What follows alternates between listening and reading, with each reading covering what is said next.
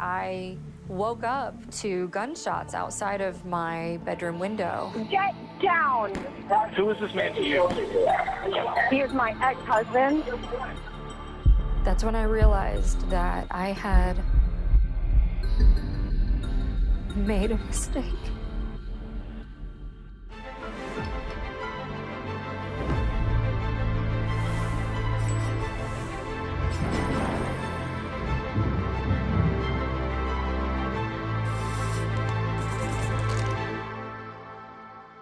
In 2002, 21-year-old Amanda Sigers is in her second year studying criminal justice at San Jacinto College in Houston, Texas. One day, a friend and I were preparing for a test, and we chose to go to a local bookstore, coffee shop, and study. We happened to look over, and there was this guy sitting at an adjacent table. He was very handsome. 25-year-old Ghose tells Amanda and her friend that he works as a pharmaceutical sales rep, but intends to go back to school. He eventually got both of our phone numbers, and I thought for sure he was going to call her, but he ended up calling me. And I was ecstatic. He was very, very polite, very cordial, pretty much like Amanda had told me. He was a tall, handsome man, and I knew that she was, she was very smitten. In 2005, Amanda and Sai decide to take the next big step. So we had a Hindu ceremony at the Meenakshi temple, and 2 days later we had the Christian ceremony. I felt like my dreams were coming true. We were in forward motion. Sai applies to medical school, and life seems on track, until he does an about-face and pressures Amanda to change her career.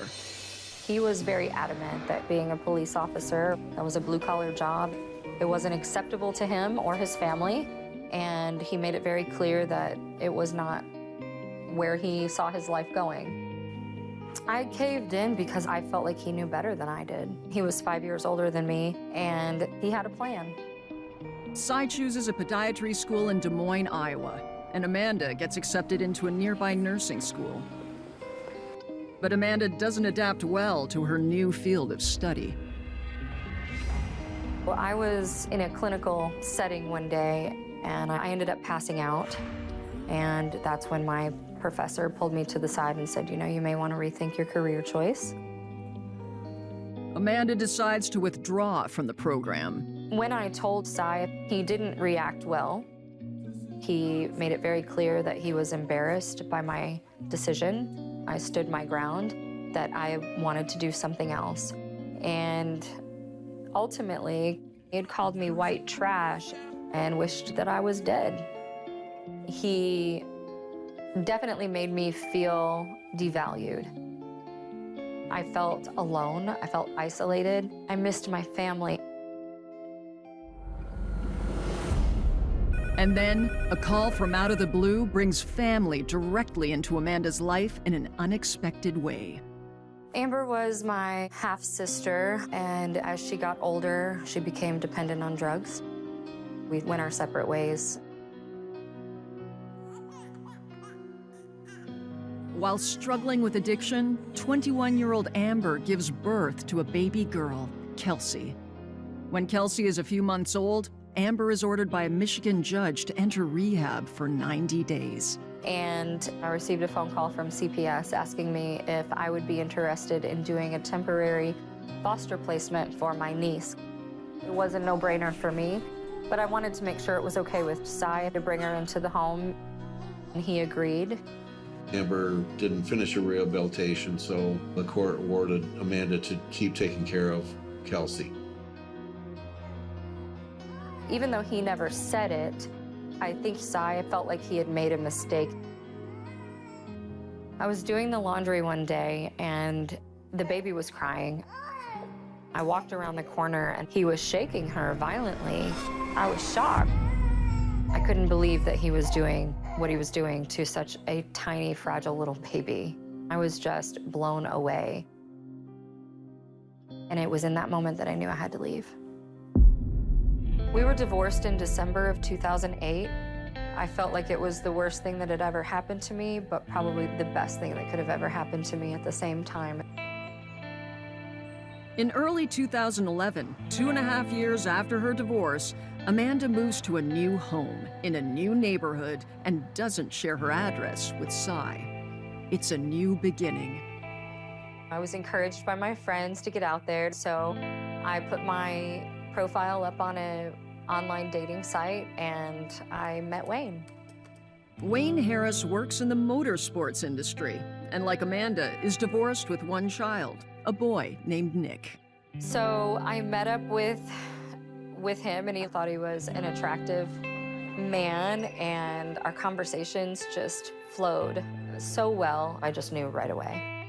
So Super Bowl Sunday rolled around, and Wayne came over that evening, and I was cooking, and I would oftentimes let Kelsey play at the park right there because I could see her.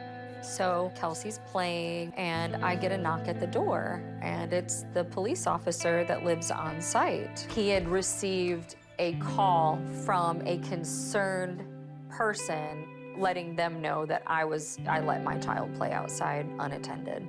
I asked the officer who had made the call, and he couldn't tell me, but I knew in my gut who was at the root of this. Wayne steps up and asks Amanda and Kelsey to move in with him on the other side of Houston. Moving to the north side of town was good because I didn't know where I had gone. Life was actually going really, really well. That all changes one night when Wayne is away on business. I woke up to gunshots outside of my bedroom window. I immediately called the police. She did not see Cy shoot the gun, but she did see him get in the car. When they showed up, he wasn't there. Amanda is on high alert, and it's not long before another incident occurs. One night, Wayne and I were sitting in the living room watching TV, and our dog ran to the window and was barking his tail off. So I knew somebody was out there, and I had a feeling that it was Cy. Wayne hopped up quite angrily, and I encouraged him to just settle down for half a second, let me call the police and get them there this time so that they could witness what was going on. They were right around the corner, so it only took a couple of minutes, and they caught him there. Thank God. This time he had finally been caught, and they issued him a trespass violation and a warning. We actually felt good after that for a while. We didn't see him for quite some time after that. With Cy in her rear view, Amanda commits to her bright future. We decided to get married on 12/12/12 at 12/12 at the Justice of the Peace. They were very, very happy. And in fact, at the time that they got married, they adopted Kelsey at the same time. And then 2 days later, I found out I was pregnant for Gemma. Christmas Day 2015, we woke up rather early with the kiddos because they were just super excited. And we just sat down to open our gifts, and I hear a tap at the door. And who else but Cy? Wayne came unglued that day. He escorted Cy off of our property with a lot of profanity and a lot of anger and aggression.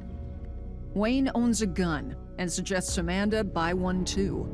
Wayne encouraged me to go get my license to carry and buy a weapon to protect myself due to all of this incessant harassment, stalking. So I took a few classes and tried to become as capable with my weapon as possible. June 28th, 2017 was Kelsey's 11th birthday, and she chose to just have a she day. Amanda, Kelsey, and Kelsey's friend Georgia meet up with Wayne, his son Nick, and baby Gemma at Kelsey's favorite restaurant. And after dinner, Gemma was exhausted, so I asked Wayne to take her back home so that I could finish shopping with Kelsey and her friend for her birthday. I stayed at the mall with Georgia and Kelsey for probably about another hour.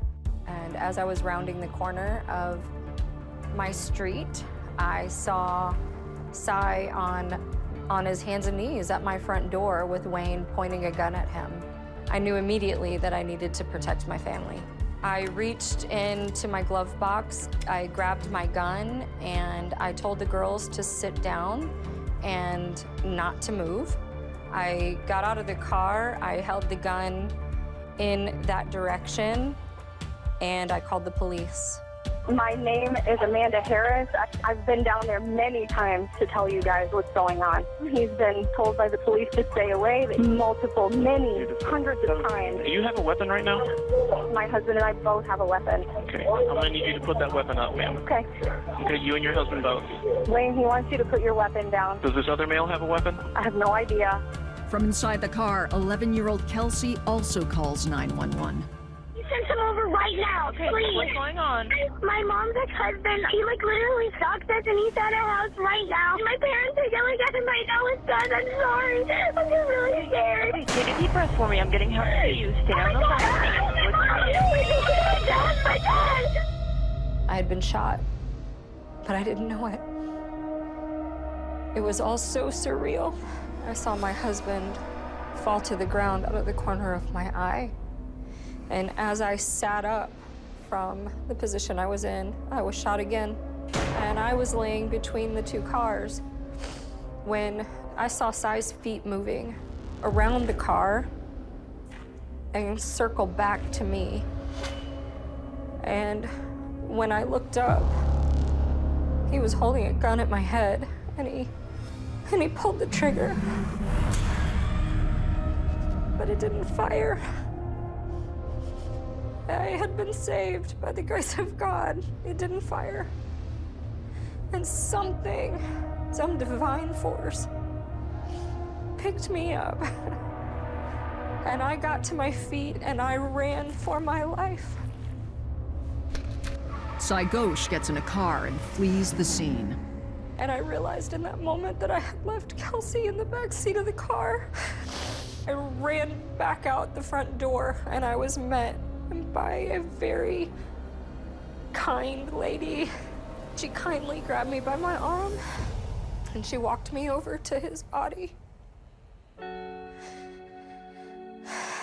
I was able to say goodbye to my husband. And they were putting me in an ambulance shortly thereafter.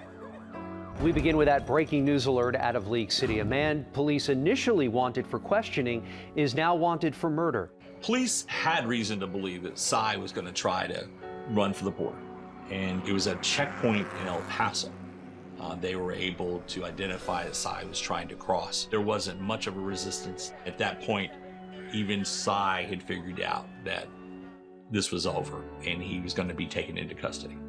So I was charged with murder in the first degree, aggravated assault with a deadly weapon, and stalking. In the middle of the case, Sai fires his defense attorney and decides he's going to defend himself now. But I know that he wanted to get me on the stand and question me, and that was his way of doing it. He was able to question me for a very long period of time. Sai thought that Amanda was going to wilt on the stand. That's not what happened. After the trial wraps up, the jury is quick to return guilty verdicts. And on March 5th, 2020, Sai is sentenced to 50 years in prison. I was angry with the police. I feel like they failed my family. And I think Sai Ghose is pure evil. But there's still a big life to live, and I choose to just be happy. We have what, 40? I have 40 summers left. I'm gonna make the best of the 40 summers I have left. Wayne wouldn't want me to waste them.